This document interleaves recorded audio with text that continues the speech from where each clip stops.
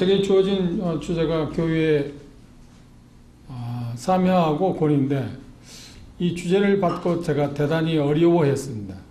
그리고 2번이나 3번에 걸쳐서 이게 뭘 말하는지 내가 잘 모르겠다. 그리고 이번 집회를 통해서 하나님께서 뭘 수직교회 형제 자매님들이 주기를 원하는지 그걸 정확히 몰라서 그걸 물어봤고, 또 이번 집회를 하는 목적이 어디에 있는가 하는 것에 대해서 제가 물어봤습니다. 제 성격이 집회를 할 때마다 꼭 꼬박꼬박 그런 것을 묻습니다. 그래서 묻는 이유는 그래야만 제가 말씀 준비하는데 훨씬 수월하고, 그리고 성도들에게 그런 부분들을 하나님께 충족시킬 수 있다고 믿기 때문에 그렇습니다.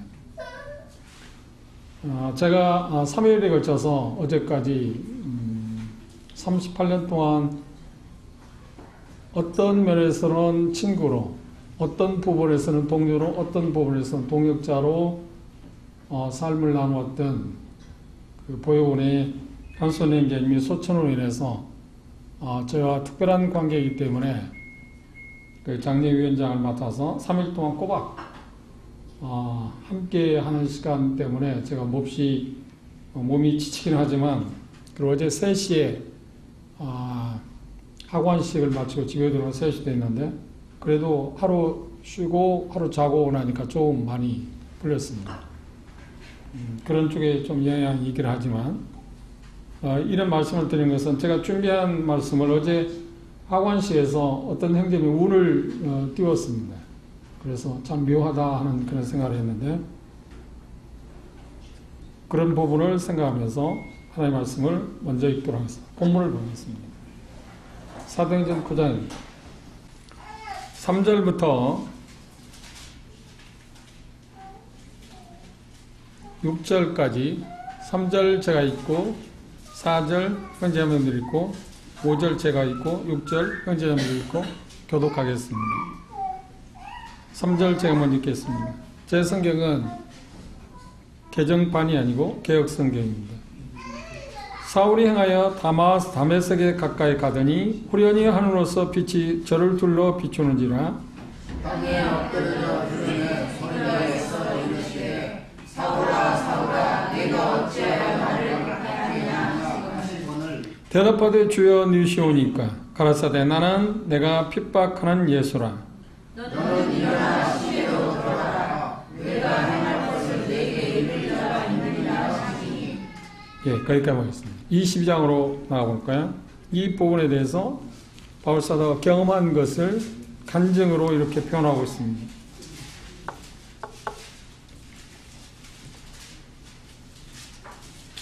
22장 1절부터 10절에 있는 말씀까지 동일하게 한 절씩 교독하겠습니다. 제가 먼저 22장 2절 읽겠습니다.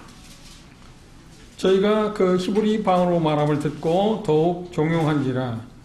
이어 가로되 나는 유대인으로 길리앗 가서에 살았고 이 성에서 자라 가말리엘 문화에서 우리 조상의 율법에 엄한 교육을 받았고 오늘은 모든 사람처럼 하나님께 대하여 열심히 일하는 자라.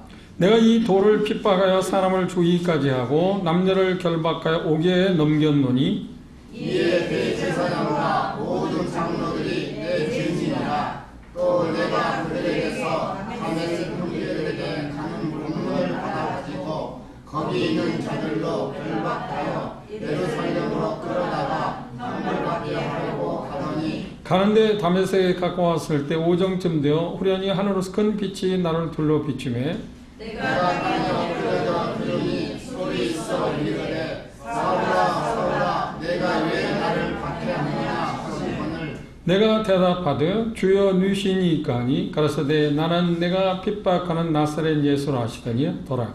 나와 함께 있는 사람들이 빛을 보면서도 나에게 말씀하시는 이의 소리는 듣지 못하더라.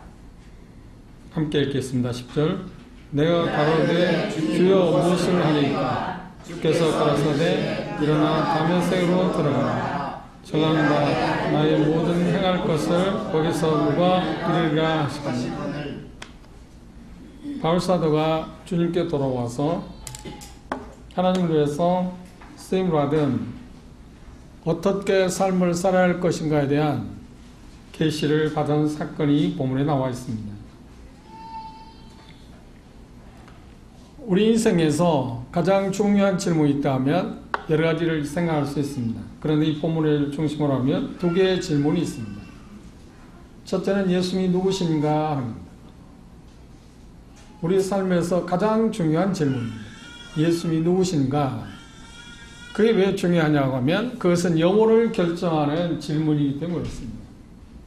예수님이 누구신가에 대해서 잘 모르거나 그것에 대해서 무지하다고 하면 자기들이 생각할 때 그건 아무렇지도 않을 거라고 생각하기 쉽습니다만 하나님은 뭐라고 말씀하시냐면 그것에 대해서 하나님께서는 분명한 심판을 말씀하셨습니다. 인생으로 이 세상에 태어나서 한 번쯤은 꼭 이 질문을 해야 하고 그 질문에 대한 답을 해야 합니다. 예수님이 누구신가? 여러분들은 예수님이 누구신가에 대해서 대다수는 확신을 갖고 계십니다. 그분이 여러분들의 죄 문제를 해결한 분이시든 아니면 여러분들의 모든 문제를 해결해 주실 주든 구세주든 예수님이 어떤 분인가 하는 것에 대해서 여러분들은 이미 알고 경험했습니다. 그래서 그분을 향해서 이렇게 고백하고 살아오셨습니다. 예수는 나의 주다. 예수는 나의 주다. 성경에서 말하는 주라고 하는 말이 당시 쓰여진 단어로서 황제에게만, 로마 황제에게만 쓰여진 단어입니다. 절대 군주, 모든 것의 주인, 주라고 하는 표현이 그런 뜻이 있습니다. 그러면 예수님이 나의 주라고 하는 말은 뭘까요? 내게 있어서 주인일 뿐만 아니라 모든 것의 주인이라고 하는 의미. 모든 것의 주인이라는 의미가 예수는 나의 주라.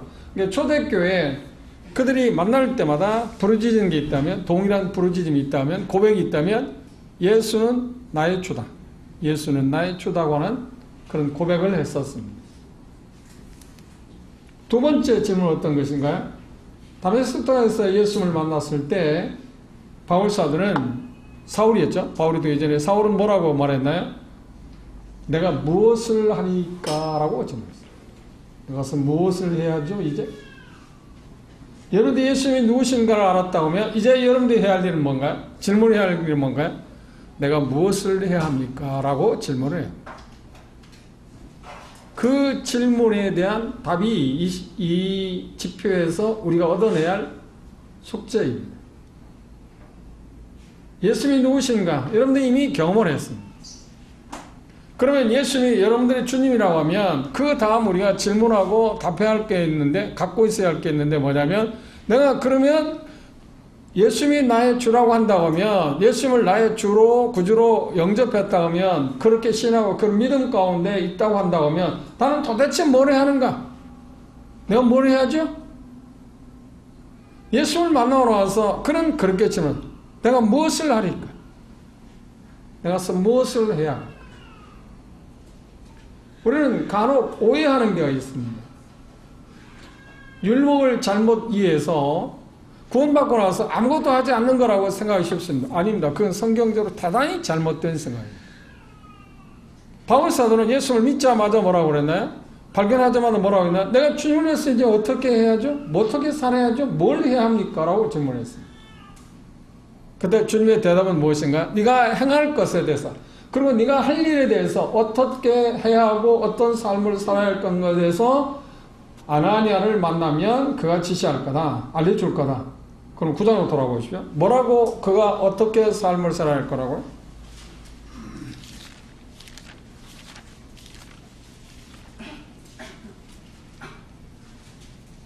(15절) 주목해 보십시오. 9장 15절입니다. 제가 읽겠습니다.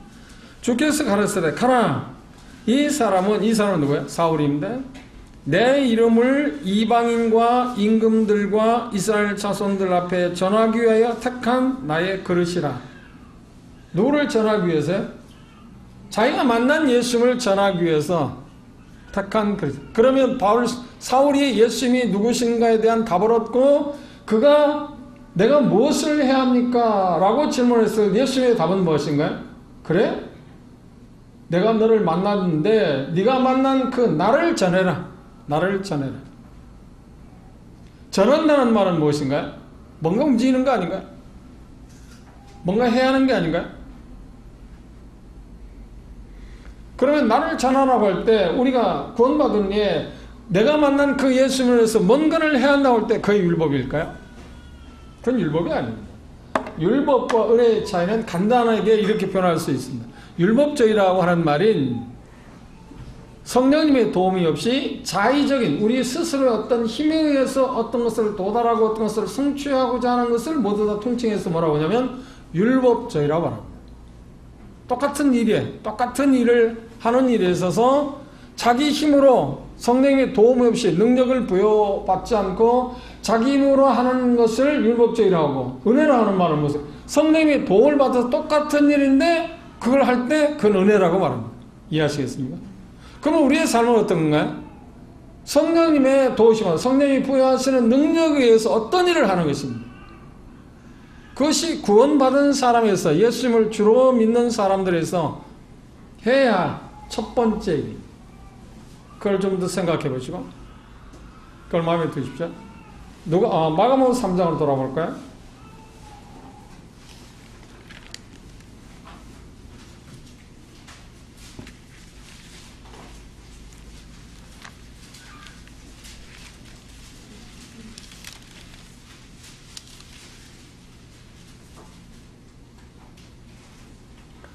이렇게 성경을 찾는 이유는 제 경험 가운데 우리가 성경을 직접, 하나님 말씀을 직접 보고 읽고 그때 이 하나님 말씀이 우리 가운데 역사를 하십니다. 우리가 잘 알고 있는 말씀일지라도 다시 보고 우리가 읽을 때 삶이 달라집니다. 이건 제 경험입니다.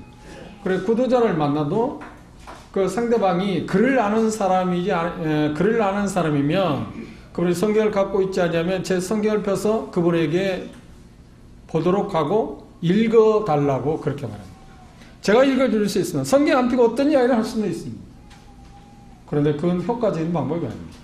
하나님 말씀을 직접 자기가 펼쳐놓고 읽게 할 때 하나님의 말씀은 놀랍게 사람을 변화시킵니다. 제가 그 말씀에 대해 설명하는 부분만 있을 뿐이지 이 말씀 자체가 역사하기 때문에 저는 그런 일들을 수없이 해봤어요. 그런데 지금까지 삶을 가운데 터득한 게 뭐냐면 시간이 되면 여건이 되지 않을 때는 어쩔 수 없지만 여건이 되면 항상 성경을 펼쳐놓고 본인한테 읽어보도록, 구도자를 만날 때 읽어보도록, 그리고 읽고 나서 그 말씀하는 바가 이런 의미입니다 라고 설명하는 것이 제가 하는 일입니다. 그게 제가 전도하는 방법입니다. 그것 때문에 성도들에게도 가르칠 때 직접 성경을 펼쳐놓고 성경을 읽어보는 것이 대단히 중요하다고 생각하기 때문에 번거롭지만 제 자신의 경험이기 때문에 좀 이해를 해 주시고 그렇게 함께 임해 주셨으면 좋겠습니다. 물어봅시다. 예수님께 제자들을 선택한 이유가 뭐라고 생각하십니까? 예수님께서 왜 12제자를 부르셨을까요? 이 질문하면 우리는 어떻게 생각하냐면 그분은 제자들을 통해서 그들을 훈련하고 또 그들을 통해서 이제 얼마 후에 3년 정도 후에 이 세상을 떠나가시게 되면 주님 자신을 위해서 그들로 하여금 그 일을 대신해서 할 수 있도록 하기 위해서 부르신 거죠. 그렇죠? 그게 예수님께서 제자들을 부르신 목적입니다. 그런데 거기에서 한 가지 놓치는 게 있습니다. 예수님이 제자를 부르신 것은 어떤 일을 위해서 부르신 것은 아닙니다. 물론 그것 있습니다. 마가복음 3장을 보실까요? 13절 14절입니다. 함께 읽어봅시다. 시작. 또 산에 오르사 자기 원하는 자들 부르시니 나온지라. 이에 12를 세우셨으니 이는 자기와 함께 있게 하시고 또 보내사 전도도 하며 귀신을 내어 쫓는 권세도 있게 하려 하심이라. 예수님께 제자를 선택하신 두 가지가 이유가 있습니다. 첫째는 뭐였다고요? 자기와 함께 하기 위해서. 그게 첫 번째입니다. 그 다음 두 번째가 뭐라고요? 전도하기 위해서. 어떤 일을 하기 전에 자기와 함께 하기 위해서 제자들을 부르셨습니다. 많은 분들이 이 첫 번째 부분을 놓치는 경우가 있습니다. 첫 번째 부분에 제자들 부르신 첫 번째 목적을 놓치게 되면 우리는 하나님을 섬기는 데서 일 중심적인 사람으로 변하기 쉽습니다. 그건 하나님께서 순서상 옳은 이야기가 아닙니다. 우리를 이익시키기 위해서, 다시 말하면 우리가 알고 있는 전도한다든지 어떤 일을 하도록 하기 위해서 우리를 부르신 것은 틀림없지만 그것이 첫 번째 목적은 아닙니다. 첫 번째 목적은 뭐라고요? 자기와 함께 하기 위해서. 함께 한다는 말은 무엇인가요? 함께 한다는 말의 의미가, 정확한 의미는 뭐냐면 함께 함으로 인해서 충분히 그들로 하여금 예수님의 삶을 보고 배우도록 하게 합니다. 그리고 보고 배운 것을 느끼고 그분이 향하는 그 모든 것을 보고 그것들을 실질적으로 해보도록 하기 위해서. 그것 때문에 예수님께서 제자들을 부르셨습니다. 그런데 빼놓을 수 없는 건 뭔가요? 함께하기 위해서 부르셨고 함께함으로 말미암아서 그분이 하는 것들, 행하시는 것들, 가르치시는 것들, 전하는 그 모든 것들, 사람을 대하는 것들, 그리고 어떤 부분들에서 질문할 때 그것에 응답하고 대답하는 그런 모든 것들을 직접 곁에서 함께함으로 보고 배움으로 말미암아서 어떻게 했어요? 그들에게 주어진 사명이 여기 말씀하고 있는 전도하는 일을 하도록 하기. 그러니까 그분에게서 배우지 못하면, 함께하지 않으면 그걸 효율적으로 우리가 감당할 수가 없습니다. 우선이 그렇습니다. 같은 맥락에서 하나님께서 우리에게 성경을 주셨잖아요. 그렇죠? 하나님께서 우리에게 성경을 주셨는데 왜 하나님께서 우리에게 성경을 주셨다고 생각하십니까? 왜 하나님께서 우리에게 성경을 주셨을까요? 가장 쉬운 질문인 것 같이 보이지만 가장 중요한 질문이기도 합니다. 왜 하나님께서 우리에게 성경을 주셨다고 생각하세요? 그 말은 다른 말로 하면 왜 여러분들 성경을 읽으십니까? 제가 52년 전에 10대 후반에 이 참된 복음을 들었습니다. 저는 초등학교 때부터 교육생활을 했습니다. 그런데 복음에 대해 잘 몰랐어요. 왜냐하면 그 교단에서 가르쳐주는 사람들이 그 당시에 하나님의 말씀을 가르쳐주는 사람들이 복음에 대해서 몰랐기 때문이었을 겁니다. 그런데 10대 후반에 들어서서 이 복음을 들었습니다. 이 복음을 듣는데 그 당시에는 그 당시 어느 곳에든지 이런 집회를 하면 뭐라고 써붙이냐면 항상 심령대부흥이라고, 십자가, 빨간 십자가에 심령대부흥이라는 포스터가 있습니다. 그리고 거기에 장소, 일시, 그 다음 강사 그렇게 써도록 되어 있습니다. 제 꿈은 어렸을 때 저희 친족들 가운데 교사가 많습니다. 그래서 저희 선생님께서 저에 대해서 기대하는 바는 너도 커서 사대를 졸업하고 교사가 되면 좋겠다 하는 꿈을 제 마음껏 내가 했습니다. 뭐 그것과 상관없이 제 주변에 교직에 있는 분들이 많았기 때문에 제 마음 가운데 자연스럽게 내가 그러면 선생이 되어야겠다 생각을 했습니다. 지금 같으면 선생이 되고 싶은 마음이 없습니다. 선생에 대한 교권, 그 사독라고 할까요? 사독권이라는 무참히 짓밟힌 세상에 내가 왜 선생이 되겠습니까? 그런데 그 당시는 그러지 않았어요. 그 당시는 연세가 오르시면 잘 알겠지만 선생님들의 그림자로 밟지 않는다고 그렇게 대단히 존경하고 그런 시대였기 때문에 그런 꿈을 가졌습니다. 그런데 교회 다니면서 그 꿈이 바뀌었습니다. 교회 다니면서 선생님보다 훨씬 좋아 보이는 게 있었습니다. 그게 뭔지 아십니까? 목사였습니다. 내가 목사가 돼야겠다. 그런데 제가 생각하는 목사는 어째서 그런 생각을 했는지 모릅니다. 제가 생각하는 목사는 뭐냐면 좋은 목사가 되어야 했다고 생각했어요. 제가 생각하는 좋은 목사 뭔지 아세요? 하나님의 말씀을 잘 가르치는 그런 목사가 되면 좋겠다는 게 제 꿈이었습니다. 그래서 당시 노예에서 운영하는 고등 성경학교가 있었습니다. 그래서 3학년에 편입을 했습니다. 왜냐하면 성경을 좀 더 알고 그 당시에는 신학대학이 아니고 신학교였습니다. 지금은 총의신학대학이잖아요. 총신대. 그 당시에는 그냥 총의신학교였습니다. 거기 가서 성경을 잘 배워서 잘 가르치는 목사가 되는 게 꿈이었기 때문에 고등성경학교에 3학년에 편입을 해서 성경을 배우고 더 잘 많이 배운 다음에 신학교로 가겠다 생각했어요. 그 당시에는 신학교 가는 것은 대단히 쉬웠습니다. 지금도 쉽죠. 어렵지는 않습니다. 일반 대학에 비해서 쉽지만 그 당시에는 쉬웠습니다. 더 훨씬 그 학교 들어가는 것은 그렇게 공부를 잘하고 못하고 상관없이 쉬운 그런 학교였습니다. 그래도 제가 성경을 잘 알고 그래야 성경을 잘 가르쳐 주신 목사가 되어야 하기 때문에 그런 마음을 갖고 우리 학제는 봄부터 시작 3월 달에 개학을 해서 그 다음 봄에 대개 학제 끝나지 않나요? 그래서 3월 달에 이제 편입을 했습니다. 그때 편입했을 때 3학년에, 그러니까 고등학교 수준입니다. 3학년에 다니고 있던 친구가 있었는데 지금 LA에서 사역하고 있는 중마고가 있습니다. 정낙순 형제라고. 그래서 제가 그 당시 3학년 다니고 있었고, 그래 편입해서 학교를 같이 다녔습니다. 그래서 유명한 목사님들한테 저는 일반 과목을 배우기 위해서 간 게 아니라 성경을 잘 배우기 위해서 갔기 때문에 그래서 3월, 4월, 5월 약 3개월의 시간을 보냈습니다. 그리고 5월 한 22일부터인가 그 당시 심령대 부흥집회로 하면 부흥이라고 하면 월요일부터 대개 금요일까지 했어요. 길죠? 월요일부터 금요일까지 합니다. 그런데 제가 이제 청년이잖아요.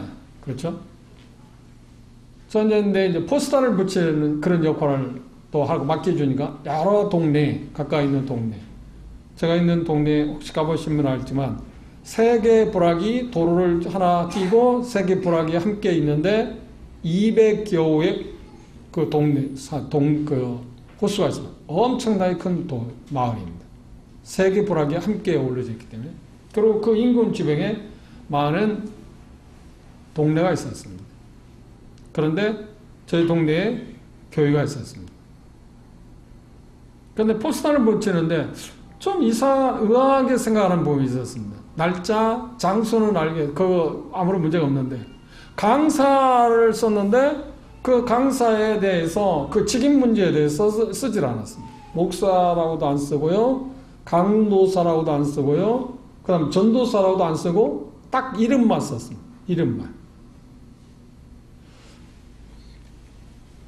그 강사가 아마 목사님이었으면 목사라고 썼으면 제가 그런 생각을 하지 않았습니다. 왜냐하면 그 당시 지금도 이제 그런 사람들이 있겠지만 제가 종교성을 갖고 있었기 때문에 목사님 말씀이랑 하나님 말씀보다 더 위에 두었을지도 모릅니다.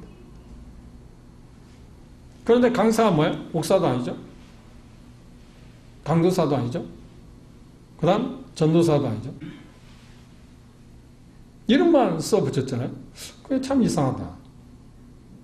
그런데 이제 월요일날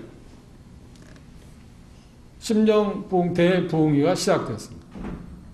그런데 학교에 갔다가 교회 가니까 몇 명이 온지 아십니까?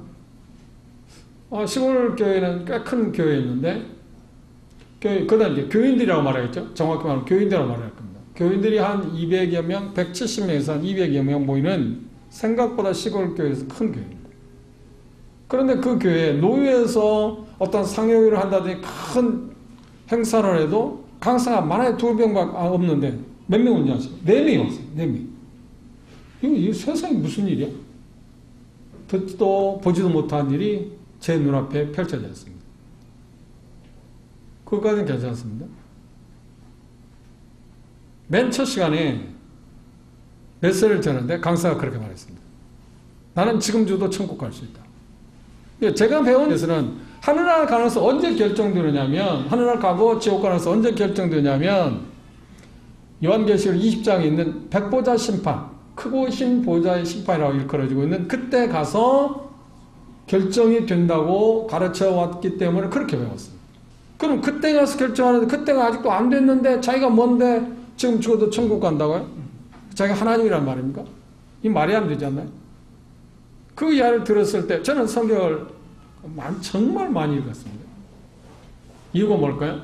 제가 성경을 많이 읽었는데 좋은 목사가 되는 게 제 목표였기 때문에 그랬습니다. 성경을 정말 많이 읽었습니다.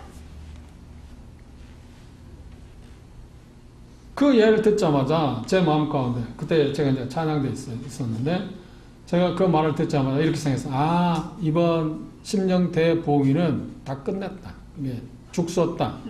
뭐 그런 표현, 그 호남에 제가 고향이기 때문에 그쪽에 어떤 방언 섞인 말로, 아, 이제 다 뭐, 그렇죠? 그럴 거다고 생각했어요. 그런데 계속 메시지를 전한 중에 그 강사님이 이런 질문을 했습니다. 왜 여러분들 성경을 읽으십니까? 왜 여러분들 성경을 읽으십니까? 그때 마치 제 머리를 큰 방망이로 얻어맞는 기분이었어요. 그 질문에 대해 이 사람이, 이 강사가 뭔가 지금 잘못되기는 했지만 그가 질문한 것에 대해 내가 답을 해야 하지 않나요? 그렇죠? 그런데 그 당시는 그 주변 한 뭐 10리, 20리 떨어진 곳에서 그런 집회가 하면 모였어요. 그 당시가 있습니다. 지금은 우리 모임들도 처음 집회로 하면 가까운데 아니면 먼 데서도 왔지 않나요? 그런데 오늘 이렇게 동탄교회 형제님들이 함께 해 주셔서 너무 제게 그건 동역하는 마음으로 생각하기 때문에 감사가 드는데요. 근데 그게 우리에게 초기에는 그랬잖아요. 그런데 지금 그게 없어졌어요. 참 이상한 일입니다. 이건 정말 잘못된 일이라 생각합니다. 물론 바쁘기도 하겠죠. 바쁘고 여러 가지 이유를 댈 수는 있을 겁니다. 그런데 중요한 것은 뭐냐면 그만큼 우리의 사랑의 형제에 대해서 잃어버리고 하나님의 말씀에 대해서 마음들이 식어져 가고 있기 때문에 그런 현상이라고 생각합니다. 뭐 물론 다른 이유를 댈 수 있겠죠. 하나님 말씀을 경시하는, 그리고 하나님 말씀을 통해서 예수 그리스도의 은혜와 그를 아는 지식에서 자라가라고 하는 주님의 말씀을 우습게 여기는 그 풍조가 아닌가. 그래서 그러지 않을 수도 있습니다. 제 분별입니다. 호세아 시대에 하나님이 이런 말씀하셨습니다. 너희들에게 기근이 올 거다. 기근의 시대가 올 거다.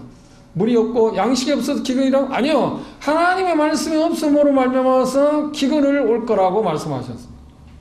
그런데 실상 우리가 범람하는 거죠. 하나님의 말씀이 너무, 저는 뭐 그것과 그런 쪽에 담쌓고 있습니다. 인터넷이나 그런 걸 담쌓고 삽니다. 여러 가지 이유가 있는데 만약에 인터넷에서 그런 것을 제가 접하게 되면 제 자신이 통제할 수 있는 힘이 없기 때문에, 또 잘못 준 쪽, 그 꼭 필요한 것들만 제가 본다든지 접속을 한다든지 하면 좋겠지만 그러지 못할 확률이 있기 때문에 저는 아예 그런 것을 멀리합니다. 제가 할 수 있는 힘이 그것밖에 안 되기 때문에, 제가 그걸 넉넉히 이길 수 있는 힘이 있으면 그런 모든 것들을 제가 받아들일 수 있겠지만 그러지 않기 때문에 그걸 피하고 있는데, 그런데 넘쳐나잖아요. 넘치고 있습니다. 그런데 정작 우리가 들어야 할 하나님의 말씀이 우리 가까이에서 우리가 마음대로 들을 수 있나요? 제가 잘나서가 아니라 가끔 간혹 한 번씩 CTS랄지 CBS 채널을 돌릴 때가 있습니다. 그럼 채널을 돌릴 때마다 메시지를 들으면, 순간적으로 들을 때마다 얼마나 마음이 아프지 모릅니다. 그 수많은 돈을 들여서 메시지를 전하는데 하나님 말씀과 전혀 상관없는 이야기를 듣게 될 때 얼마나 마음이 아픕니까?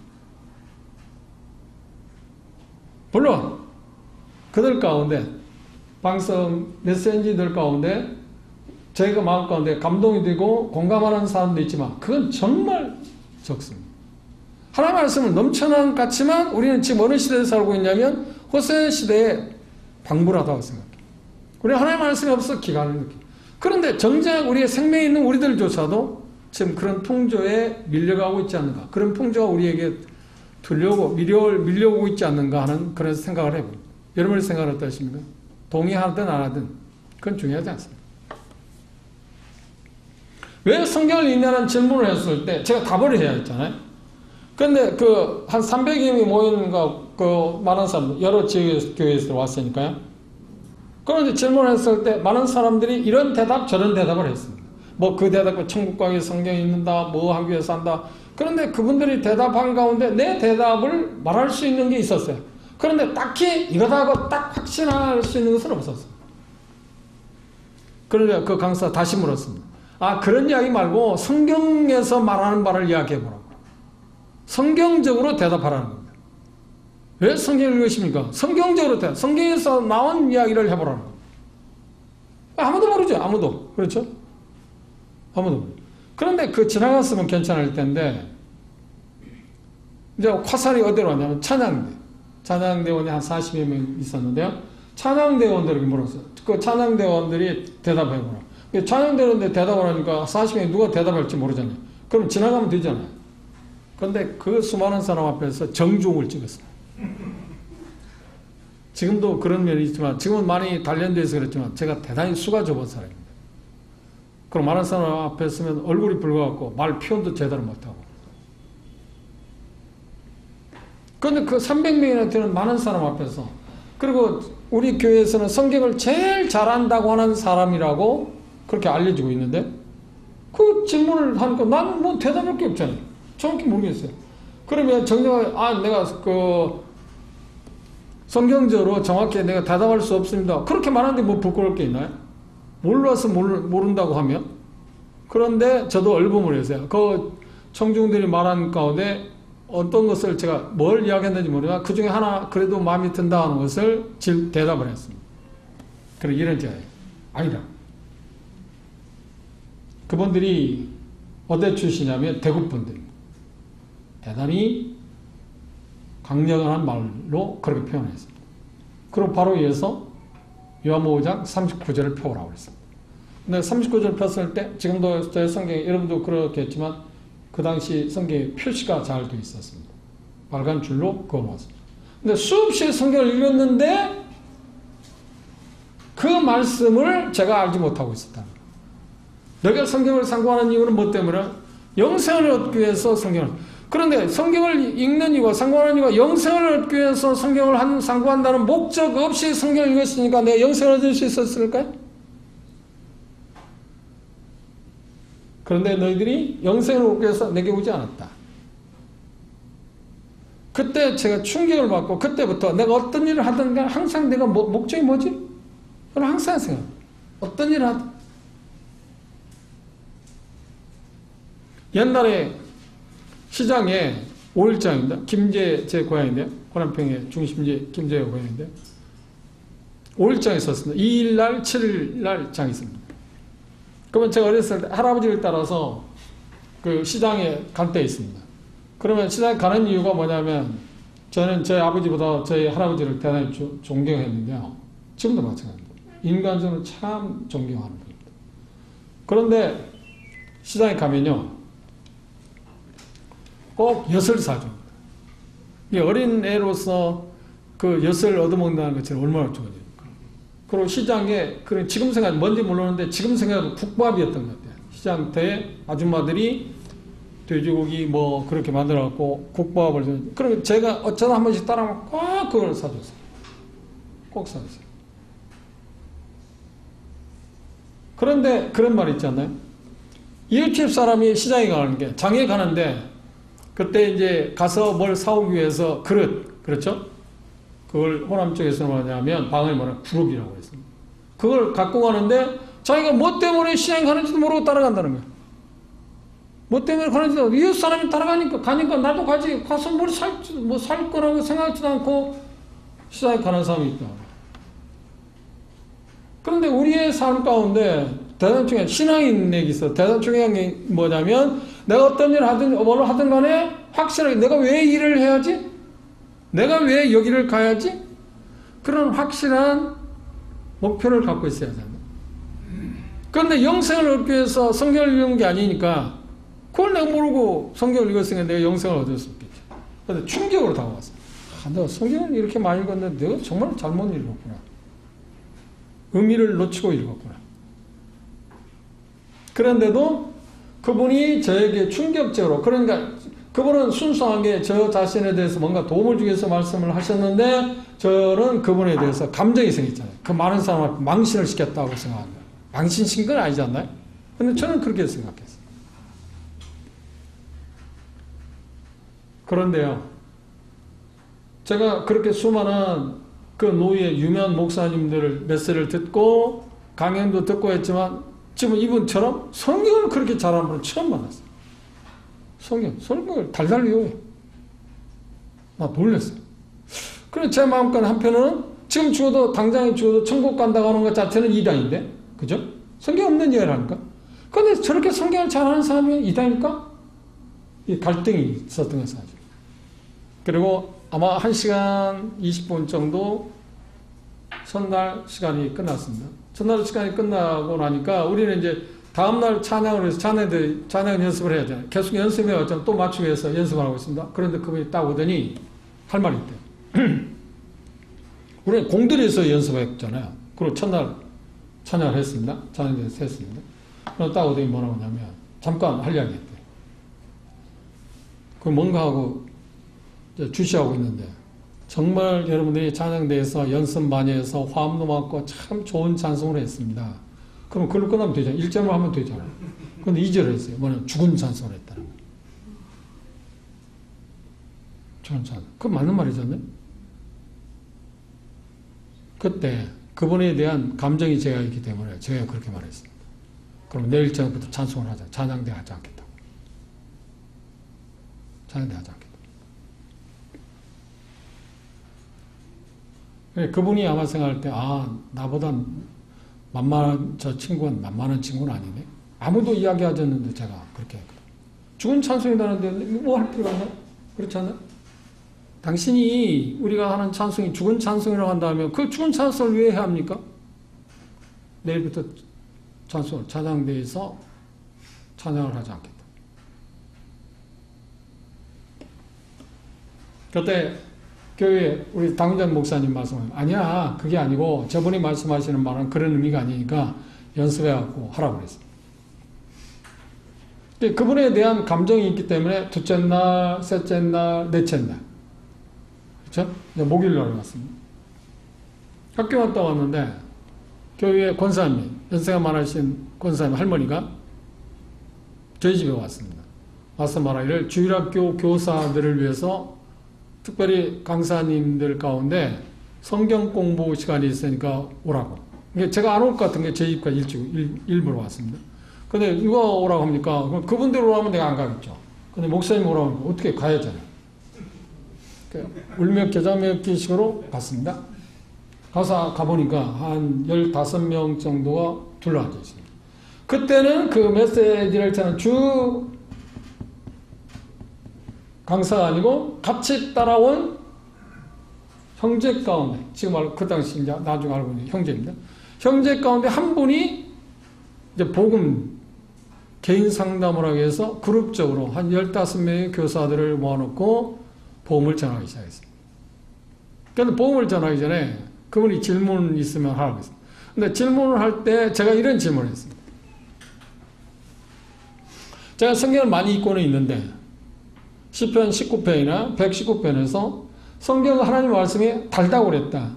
그리고 송이꿀처럼 달다고 나는 그 맛이 없다. 달지 않는다. 나는 어쩔 수 없이 좋은 목사가 되어 성경을 읽고 있고 읽어야 한다는 어떤 의무감 때문에 성경을 계속 읽고는 있는데 시편 기자가 말한 것처럼 그 단맛이 없다. 왜입니까? 질문하니까 그건 똑같이 하겠습니다. 정 선생이 영혼이 죽었기 때문에. 그런데 목요일날 그 말을 들을 때 전혀 기분이 상하지 않았습니다. 전혀 기분이 상하지 않았습니다. 그럼 수용할 수밖에 없었어요. 그래? 그렇지. 그럼 어떻게 변명할 수 있는 게 아니잖아요. 맞는 말이잖아요. 그걸 듣고 나서 그분이 복음을 하나씩 설명하기 시작했습니다. 그리고 여러분도 그런 복음을 들어봤을지 모릅니다. 저는 그렇게 그 복음을 깨닫고 나서 내가 만난 예수님에 대해서 전할 때 그 이후에 그렇게 비슷하게 계속 몇 년 동안 복음을 전했어요. 개인적으로도 마찬가지고 대중적으로 전할 때는 그렇지 않지만 계속 복음을 전한 가운데 요한복음 1장 29절을 기억하겠습니다. 세상 죄를 지고 하는 하나님 어린이다. 그 죄 가운데 내 죄도 들어있다. 그때 제 마음 가운데 이제는 됐다. 그런데 순간적으로 어떤 마음이 들었냐면요. 내가 내일 또 죄를 지을 것 같은데 이 죄는 어떻게 하지? 좀 다른 사람 다르지 않나요? 내일 또 죄를 지을 것 같은데 이 죄는 어떻게 하지? 미래의 죄 문제입니다. 그런데 질문하지도 않았는데 30초가 지나기 전에 그분은 히브리서 9장 12절을 펴라고 그랬습니다. 그리고 염소와 송아지 필요하냐고 오직 자기 피로 영원한 속죄. 영혼 속죄 설명했습니다. 그때 제가 제 마음껏은 이제는 됐다. 이제는 됐다. 그러고 끝났습니다. 15명의 선생님들이 모여서 했는데 제가 처음으로 그걸 발견했어요. 그 똑같은 복음을 듣고 제가 처음 믿었어요. 끝나자마자 그분이 여러분 가운데 그런 경험을 갖고 있는 분이 있을지 몰라요. 어떤 복음을 전하다 보면 구두자가 확실히 변한 같은 그런 모습을 보이는 사람이 있습니다. 그 형제님의 시선에서 저를 볼 때 이 사람이 확실히 구원받았구나 생각이 돼 이렇게 질문했을 겁니다. 이제 정선 구원받았나요? 그때 제가 그렇게 말해요. 나는 구원받았지 않았는데. 구원이 뭔지도 모르니까. 성경에 수없는 그 구원이라는 단어가 그렇게 많은데. 우리나라에 구원이라는 말에 대해서 생각하기 시작한 지가 언제냐면 빌거나 박사가 74년도에 여우디 광제 100만 명이 모였습니다. 엑스포로 74 할 때 그때 그분들이 와서 계속 구원에 대해서 이야기하니까 우리나라 교계 구원이라는 말이 그때서 생각해요. 수없이 많이 나왔는데 그만큼 어두운 세상이 살았어요. 구원을 안 받았어요. 그런데 구원을 안 받는데 한 가지 아는 게 있습니다. 그게 뭐냐면 내 죄 문제가 해결됐다. 그런데 그분이 말해요. 그게 구원이라고 했어요. 그리고 또 물어봤어요. 이제 거듭난 거 아니냐고. 나는 거듭은 안 났다고. 그런데 내가 아는 거 한 가지 있는데 내 죄가 없었다. 다 용서했다. 이미 용서해 주신 사실을 내가 받았는데 그럴 때 거기 거듭난 거라고. 그러고 나서 금요일 마지막 날 아닌가요? 그분이 제게 이야기했습니다. 금요일 간증을 하라고. 간증을 들어본 일이 있나요? 간증을 들어본 일이 없잖아요. 처음 듣는다. 간증을 들어본 일이 없으니까 간증이 뭡니까? 그러니까 이번 심령보응집회에서 예수님을 믿게 된 배경 그것에 대해서 그냥 이야기하는 거다. 그 이야기할 수 있냐고. 내가 하겠다고 그랬어요.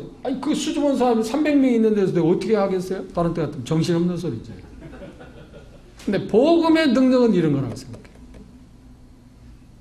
아무런 두려움 없이 내가 수많은 사람 그렇게 부끄러움 잘 타는 이 총각이 말입니다. 하겠다. 그럼 금요일 메시지가 다 끝나고 나서 이제 기회를 줬어요. 그런데 모든 300명이나 되는 사람이 어떻게 나만 쳐다보잖아. 일어서기 전에 내가 일어서면 이런 이야기를 해야겠다고 생각했는데 딱 일어서자마자 머리가 하얗죠. 뭐라 하냐. 사람도 보는. 그런데 똑부러지게 하는 말이 있답니다. 나도 뭔 말을 하는지 모르는데 예수님이 내 모든 죄를 이미 그분이 흘리신 피로 말미암아 용서해 주셔서 나는 어제서 발견했다. 제가 뭔 말하는지 몰라요. 그리고 옆에 있는 친구들한테 물어요. 내가 무슨 말을 했냐고 하니까 뭐 이런저런 이야기를 했는데 그 말은 확실하게 이야기해요. 제가 오늘 여러분에게 말씀드리고 싶은 건 뭐냐면 지금 여기 말씀에서도 이야기한 것처럼 하나님께서 우리 성경을 주신 목적이 뭐라고요? 간단히 말하면 의사소통하기. 그분이 하나님이 어떤 분인지 어떤 일을 하실 것인지 어떤 일을 행하셨는지 그리고 그분 앞에서 우리가 어떤 사람이냐 하는 것을 우리로 하여금 정확하게 알고 그분과 어떤 관계를 맺게 하기 위해서 성경을 주신 겁니다. 그러면 성경을 주신 이유가 그런 이유이기 때문에 성경 하나님의 말씀을 우리가 알아들을 수 있는 언어로 말씀하신 우리가 알아들을 수 없는 언어로 한다면 의사소통할 수 있나요? 못하죠. 예를 들어서 우리가 속된 말이 아니고 그냥 일반적인 쪽에서 일반적인 세상에서도 의사들이 아무리 명의라고 할 때 명의가 뭡니까? 명의라고 일컬어지는 게 뭔가요? 그렇지. 환자의 질병을 정확히 알아서 그에 대해서 환자에게 정확히 설명해주고 그에 대한 적절한 처방을 하고 하는 사람이 명의 아닌가? 그렇죠? 여기 서욱재 형제님 자부가 있는데 서욱재님하고 저하고는 특별한 관계가 있습니다. 그런데 얼마 전에 서형님하고 통화를 하는 가운데 그런 이야기 했어요. 제가 그런 이야기 했어요. 서형님은 우리 모임의 주치의라. 모임의 주치. 제 개인의 주치일 뿐만 아니라 모임의 주치의라고.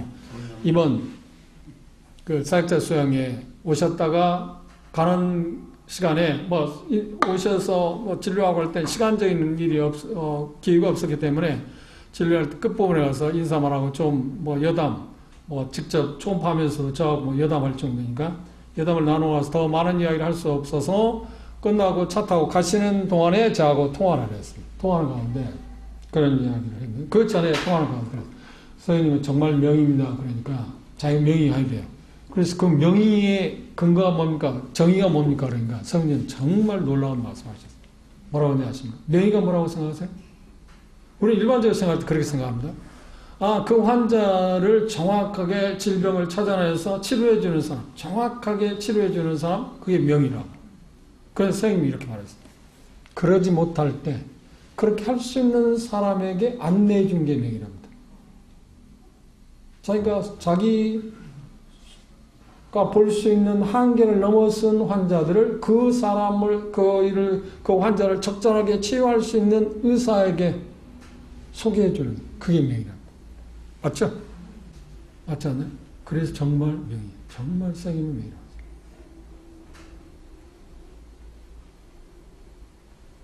그런데 선생님이 진료를 받아보셨나요? 저는 2년마다, 오래전부터 2년마다 정기 검진합니다. 그런데 가면 자세히 설명해요.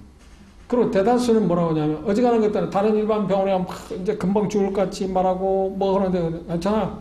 그냥 친구처럼 그냥 살아라. 평생 동안 그냥 같이 살 친구로 생각하고. 예, 안심이 아니고, 그분 시각에서 보니까 그러니까. 그런 게 훨씬 편하지 않나요?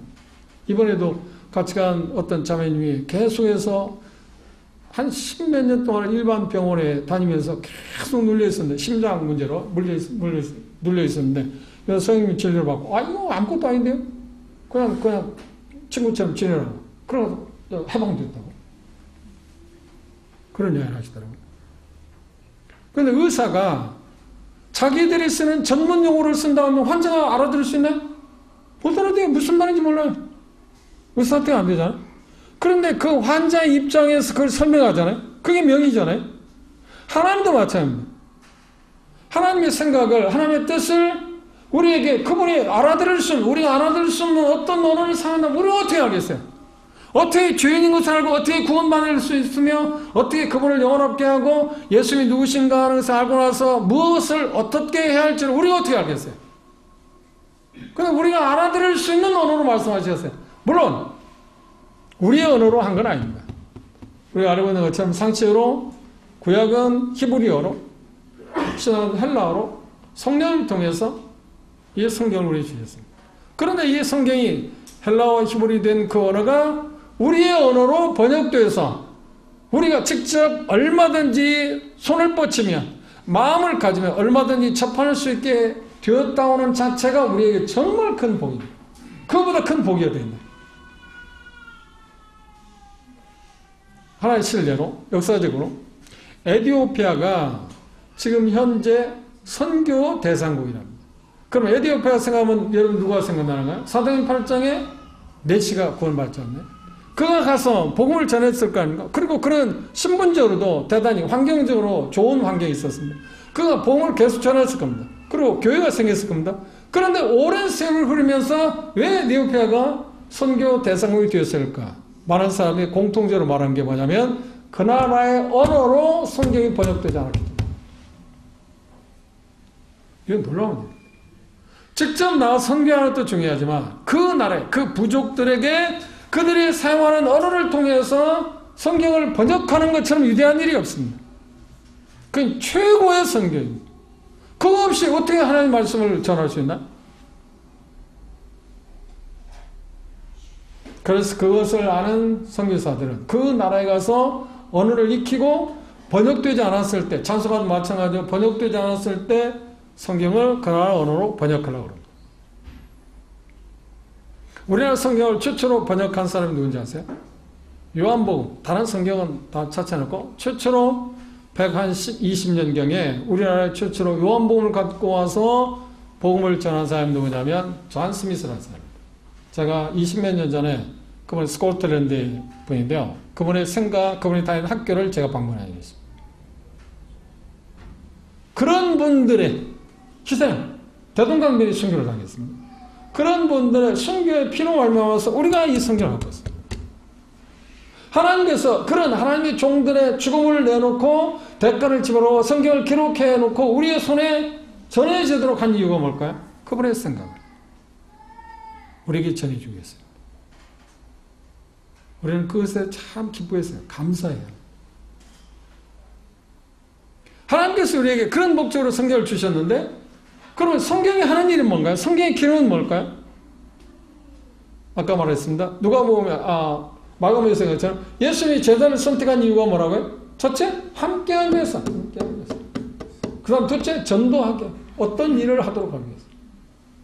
함께한다는 말이 뭐라고 했습니까? 그분이 하고 가르치고 행하시는 것들을 직접 보고 그리고 그걸 배워서 그걸 하도록 하기 위해서.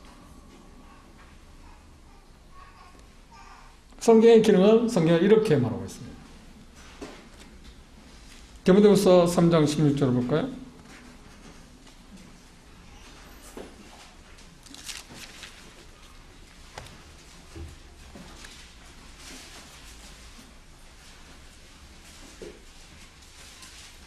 (16절) (17절을) 함께 읽어볼까요? 16절 17절입니다.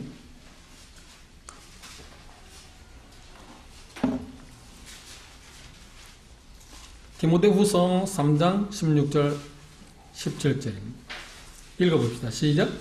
모든 성경은 하나님의 감동으로 된 것이고 교훈과 책망과 바르게 함과 의로운 교육하기에 유익하니 이는 하나님의 사람으로 온전케 하며 모든 선한 일을 행하게 온전케 하니.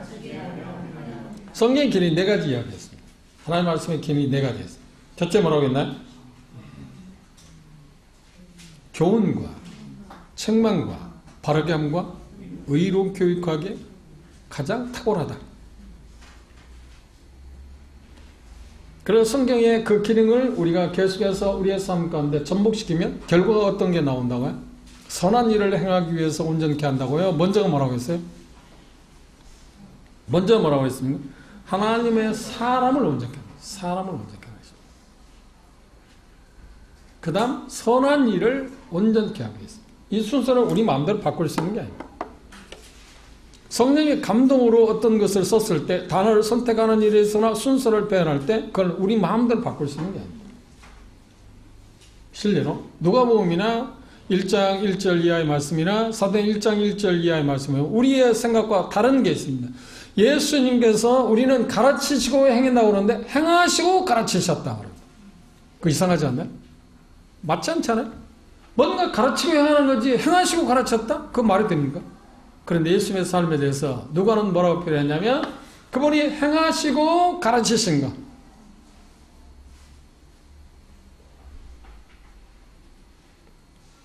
예수님과 함께 하게 될 때 그들이 배울 수 있는 게 뭐냐면 사람이 바뀌어지세요. 사람이 바뀌어지세요.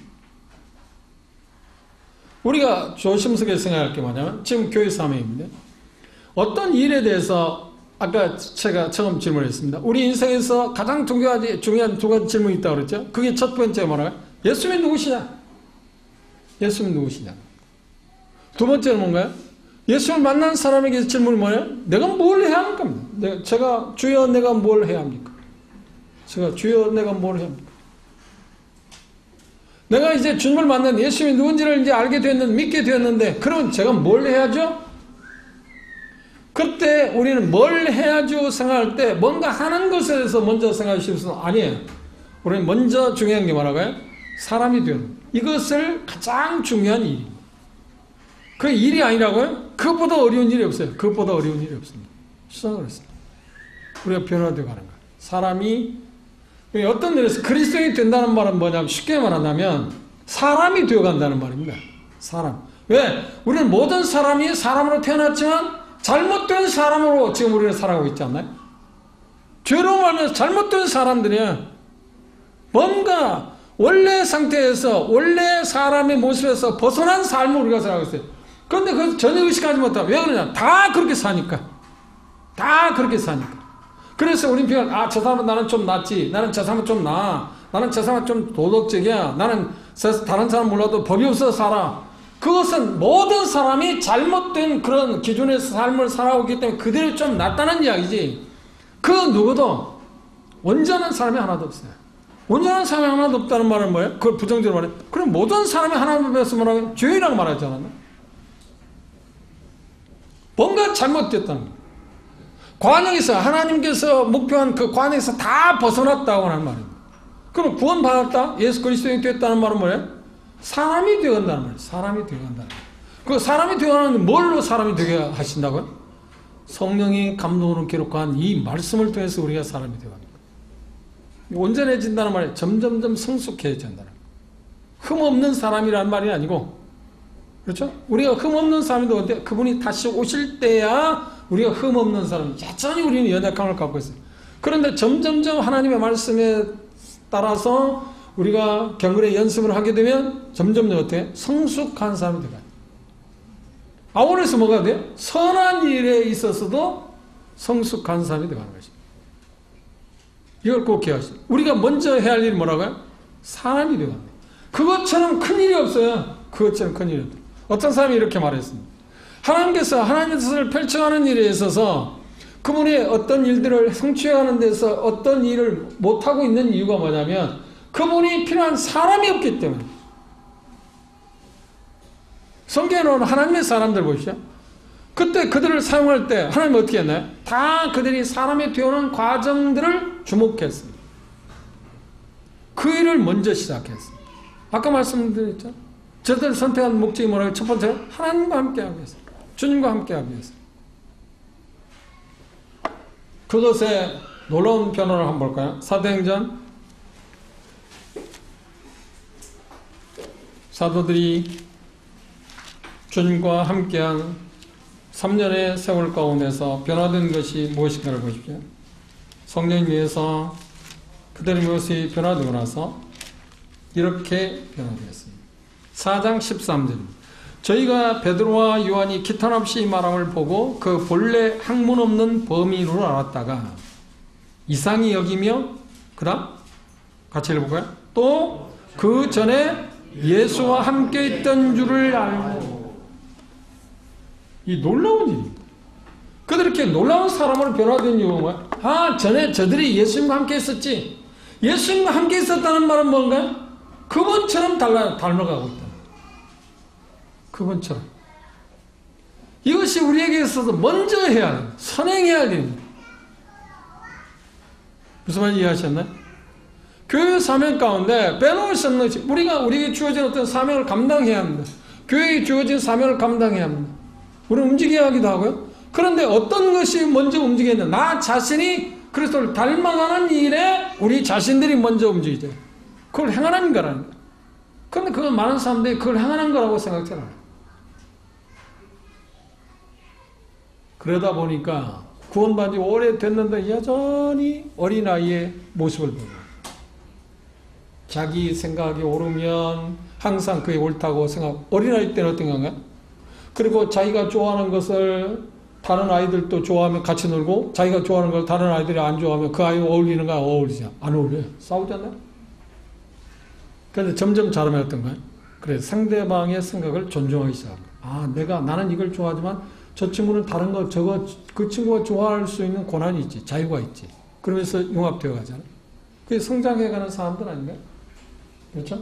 근데 우리는 여전히 어떤 생각을 내가 생각하고 있는 거 다른 사람이 생각해. 쉬운 말은 내가 하얀색을 좋아하면 다른 형제자들은 하얀색을 좋아해야 한다고 생각해. 그 깜장색, 검은색을 좋아한다, 검정색을 좋아한다. 왜 하얀색이야지 검정색이냐? 하나님의 말씀을 통해서 연합이라고 하는 말은 획일적인 것을 말하는 거예요. 단색을 말하는 게 아닙니다. 여러 가지 색깔을 다 같이 제가 하얀색을 좋아한다면 자매님은 노란색을 좋아할 수 있고 형제님은 검정색을 좋아할 수 있고 아니면 우리 형제님은 제 이름대로 주홍색을 좋아할 수도 있고 다 좋아할 수 있고 그게 연합되었을 때 합쳐졌을 때 조화를 이룰 때 그것이 아름다운 거잖아요. 그렇죠? 그걸 말하는 거예요. 각각 자기가 좋아하는 색깔을 갖고 있으면서도 합쳐질 때 그것처럼 아름다운 색이 됩니다. 단색, 물론 단색은 처음 볼 때 산뜻하죠. 좋죠. 그런데 계속 볼 때 그럴 때 지루하지 않나요? 그런데 여러 색의 조화를 이룰 때 그건 우리 질리지 않잖아요. 성경에서 하는 연합은 바로 그것입니다. 그런데 내가 하얀색을 좋아하면 상대방이 검정색을 좋아할 수 있는 자유를 부여해야 하나님의 말씀에서 벗어난 게 아니라고 합니다. 그런데 왜 내가 하얀색을 좋아하는데 당신은 검정색을 좋아한다고 시비해야 하는 거야? 이유가 뭔가 어리니까. 어리니까. 근데 점점 자라면 어떻게 하는 거야? 아, 내가 하얀색을 좋아하는 자유가 있는 것처럼 상대방이 노란색을 좋아할 수 있어야 한다고는 그 자유를 우리가 인정하기 시작해. 그래서 우리는 함께 우리 살지 않나? 자라면서. 그런데 자라게 되면서 그런 일이 부딪힐 때 싸우죠. 그리고 친구들이 싸우지 않나요? 내가 좋아하는 장난감을 다른 친구들이 좋아해야 함께 어울리지 않나요? 그런데 내가 좋아하는 장난감을 친구들이 좋아하지 않으면 어때요? 함께 안 놀아요. 함께 안 놀아요.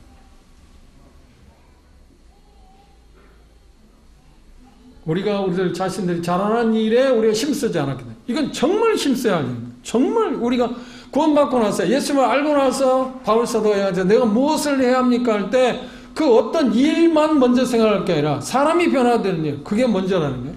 함께 이루어져 가는 거예요. 이 디모데후서 3장 16절 17절을 이야기하잖아요. 교훈과 책망과 바람과 의로 교육하기 유익한 성경의 4가지 기능을 계속 우리의 삶 가운데 적용하게 되면 뭐가 변화시키게 된다고요? 먼저 사람으로. 그 다음 뭐예요? 선한 일. 순서를 뒤바꾸려고 생각하죠. 저도 오랜 시간, 구원받고 나서 오랜 시간 동안 이걸 잘 몰랐어요. 이걸 잘 몰랐어요.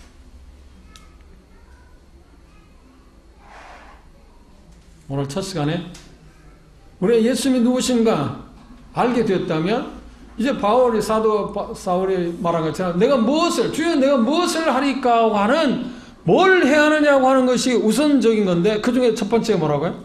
아, 내가 그리스도를 따라 뭘 통해서? 하나님의 말씀을 통해서.